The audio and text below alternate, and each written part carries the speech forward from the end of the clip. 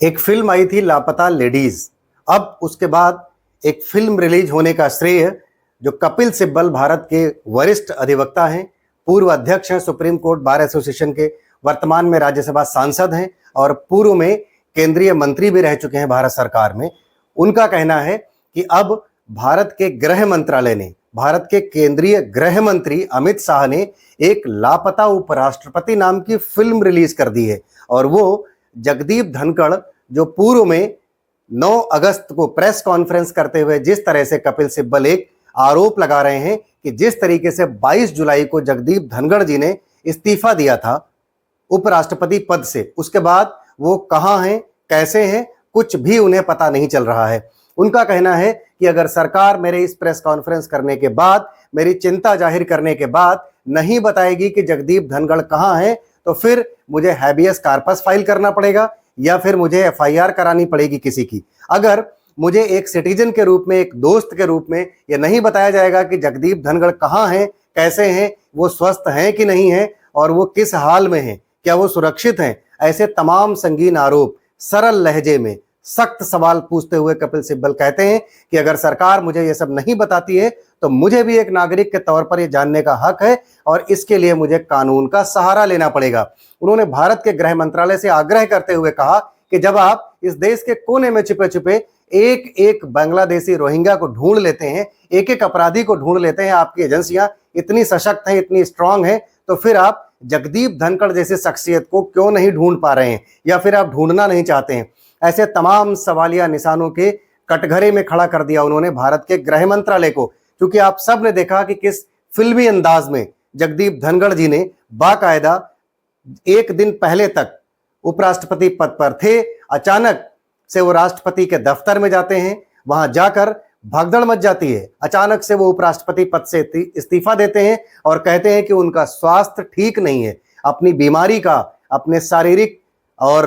मनोदशा का हवाला देते हुए किस तरह से वो इस्तीफा देते हैं और उनका इस्तीफा इस देश में तमाम सारे सवाल भी खड़े कर रहा है। सुप्रीम कोर्ट बार एसोसिएशन के पूर्व अध्यक्ष कपिल सिब्बल ने जिस तरीके से 9 अगस्त को हिंदी और अंग्रेजी दोनों भाषाओं में, सरल भाषा में, सख्त लहजे में सवाल पूछा देश की सरकार से, देश की सरकार के प्रति भी आम जनमानस का, विपक्षियों का विश्वास भी कहीं डगमगाता हुआ इसमें दिख रहा है। अब अगर आपको बात बताएं कि वाइस प्रेसिडेंट इनक्लेव, जो कि लुटियंस के इलाके में 108 चर्च रोड पर बना हुआ है, जो करीब 15 एकड़ में फैला है, जिसमें दुनिया जहान की सारी व्यवस्थाएं हैं, 6 हेक्टेयर की डिस्टेंस में करीब करीब 20,000 स्क्वायर मीटर में एक उनका लुटियंस में जो घर बना हुआ है वाइस प्रेसिडेंट इनक्लेव, उसमें वो रह नहीं रहे हैं। अब ये कहा जा रहा है कि इस्तीफे के बाद वो वहां से गायब हो गए हैं। वो बीमारी का इलाज कराने कहीं किसी दूसरे देश में गए हैं या फिर कहीं छिपा दिए गए हैं, उनको किसी से बात करना भी मना कर दिया गया है। कपिल सिब्बल एक बड़ा सवाल उठाते हुए कहते हैं कि वो मेरे दोस्त भी हैं, एक लॉयर के रूप में भी हम दोनों कई बार आमने सामने भी आर्गुमेंट कर चुके हैं, कई मुकदमों में हम दोनों आमने सामने भी हुए हैं। फिर वो इतना बड़ा आलीशान घर छोड़कर कहाँ चले गए हैं? उनका कहना है कि मैंने जब उनको फोन किया तो उनका फोन उनके पर्सनल सेक्रेटरी ने उठाया और कहा कि अभी साहब आराम कर रहे हैं। तब से लेकर वो आज तक 9 अगस्त तक प्रेस कॉन्फ्रेंस करने तक वो आराम ही कर रहे हैं।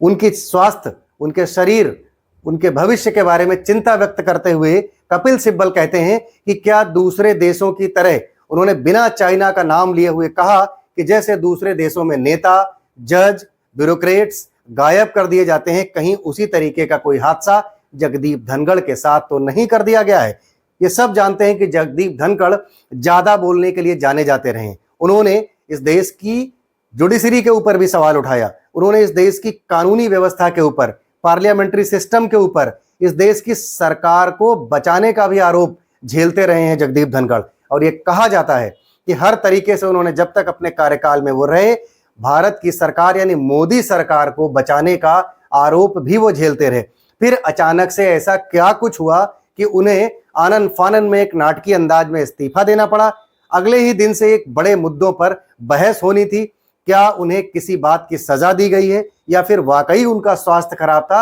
आप पूरे प्रकरण पर अपनी क्या राय रखते हैं मेरे वीडियो के कमेंट सेक्शन में जरूर दाखिल कीजिए और जगदीप धनखड़ के स्वस्थ होने का, उनके भविष्य की चिंताओं पर आपकी अपनी क्या प्रतिक्रिया है, मेरे वीडियो के कमेंट सेक्शन में जरूर दाखिल कीजिएगा। नमस्कार, धन्यवाद। आप देख रहे थे द रियल टॉक शो। मेरा नाम है सचिन प्रभाकर। अगर अब तक भी आप हमारे चैनल पर नए हैं, फेसबुक पर फॉलो नहीं कर चुके हैं और यूट्यूब पर सब्सक्राइब नहीं कर चुके हैं, तो मेरे पेज को फेसबुक पेज पर फॉलो कीजिए, यूट्यूब चैनल को सब्सक्राइब कीजिए, ताकि ऐसे अनेक तटस्थ विश्लेषण आपको टाइम टू टाइम नोटिफिकेशन के माध्यम से आपकी टाइमलाइन पर देखने को मिलते रहें। धन्यवाद। जय हिंद, जय भारत।